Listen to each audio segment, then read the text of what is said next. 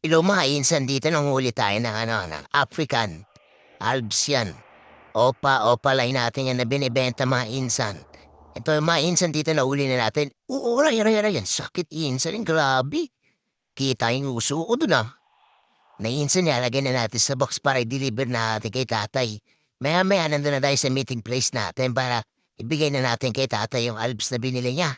Ngiting tagumbay si tatay mamaya.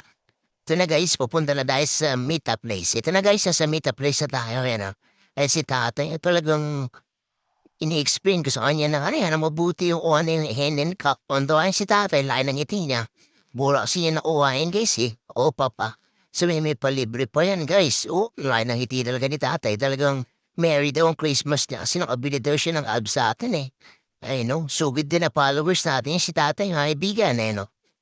Yung ngayon sa no, talagang nakangiti si tatay habang ini-explain natin sa kanya, oh. Talagang sabi niya maganda daw talaga eh. May isang tuwan si tatay. Salamat mga insan.